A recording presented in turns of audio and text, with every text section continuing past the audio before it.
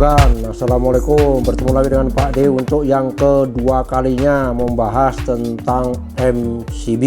Nah, untuk yang kali ini yang akan Pak D bahas adalah bagaimana penggunaan dari terminal atas dan bawahnya ini. Nah, kalau memasangnya fasenya itu arahnya kebalik, apakah dia mempengaruhi hasil ataukah dia sama saja? Nah, itu perlu kita pelajari lebih lanjut.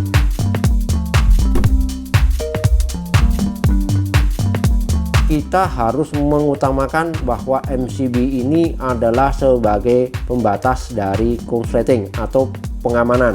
Nah, maka kalau dari pengamanan, idealnya saluran yang lebih dulu mendapatkan energi listrik atau arus listrik itu adalah kumparannya ini dulu.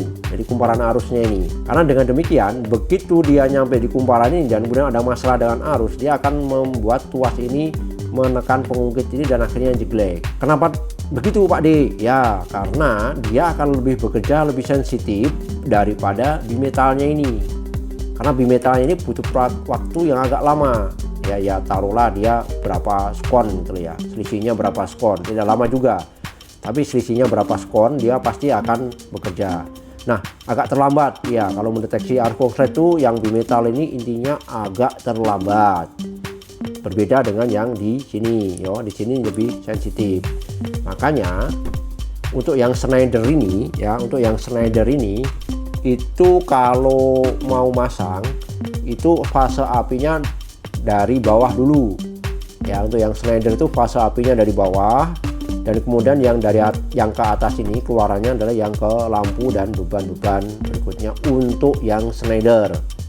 Ya, untuk yang Schneider itu biasanya dia didesain inputnya itu dari bawah dulu, kemudian keluarannya di atasnya. Kalau dibalik gimana Pak D? Ya nggak apa-apa dibalik, cuman tadi saya terangkan sensitivitas daripada arus hubung singkat. Nah, itu yang penting. Sensitif mana di atas dan di bawah? Lebih sensitif yang dipasang di bawah sehingga keamanannya lebih terjamin. Karena itu tadi bimetal itu akan lambat mendeteksi arus konslet daripada kumparannya ini. Kumparan lebih cepat, ya, sehingga kalau lebih cepat maka dia akan menekan tuas ini dan tuas ini akan menekan pengungkit ini dan dia akan jeglek.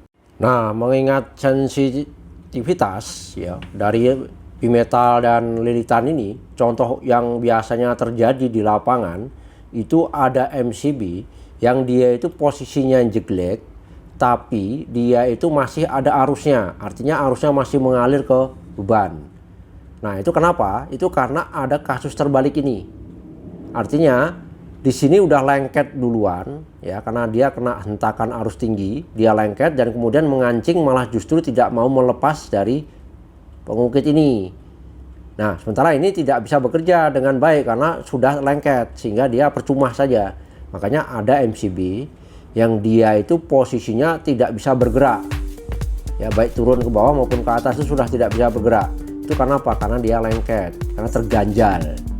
Nah, itulah bahayanya jika memasang MCB ini tidak pada ketentuannya, mana yang atas dan bawahnya. Tapi itu jarang terjadi karena kolaborasi dari sistem kumparan ini dan lilitan ini dengan bimetal ini pada prinsipnya bisa bekerja sama. Hanya selisih waktu berapa milidetik ya.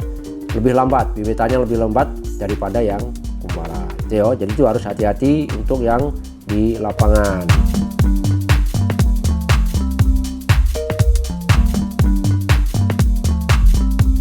Nah, kemudian ada juga yang dipasang fasenya dari atas. Nah, itu kemudian model MCB yang satunya ini yang dari Sukaku. Dari Sukaku atau dari suka-suka kamu. Oke. Nah, dari Sukaku ini kita lihat untuk yang plat bimetalnya itu ada di bawah. Nah, ada di bawah. Nah, ini kemudian yang untuk plat yang dari arus itu ada di atas ini, artinya dia mengalirnya atau nempel di sini ya, dia menempel di sini dulu, menempel ini kemudian masuk ke sini baru masuk ke bimetal. Nah, kalau berdasarkan teori kita tadi di mana kalau bimetal itu lebih lambat mendeteksi arus ya, arus konslet itu panasnya itu lebih lambat beberapa detik gitu ya daripada yang kumparan, maka kalau yang dari Sukaku ini itu justru dia harus dari atas, apinya atau fasenya itu dari atas, kemudian bawahnya baru menuju ke beban. Jadi inilah yang kadang sering membingungkan teman-teman. Katanya ada yang boleh dari atas, ada yang boleh dari bawah, ada yang bilang sama saja. Nah, ini pada prinsipnya tergantung dari desainnya, ya desainnya. Kalau yang dari Sukaku tadi justru dia kebalikan daripada yang punyanya Schneider. Ya, kalau yang Schneider itu kita masangnya malah dari bawah untuk apinya itu fasenya menuju ke atas, itu yang nanti keluarannya. Kalau bimetalnya ada di atas. Kalau yang dari Sukaku itu bimetalnya ada di bawah. Di bawah, jadi dia kalau memasangnya apinya dari atas. Oke, sekali lagi saya tegaskan kenapa harus dari atas dan dari bawah, tergantung Anda mau berpikir gimana. Konsletnya dulu ditangani atau dayanya dulu dibatasi. Kalau pembatasan daya itu biasanya dia disambungkan bahwa yang bimetalnya ini itu yang kena duluan, yang kena fase dulu. Nah, baru yang arus. Meskipun pada dasarnya mereka bisa bekerja bersama-sama. Oke, begitu ya kira-kira. Jadi penegasannya tergantung daripada desain, daripada pabriknya, baik Schneider maupun dengan merek Sukaku dari Cina itu beda-beda. Tapi intinya yang penting Anda tahu bahwa di sini ada 3 fungsi utama dari saklar.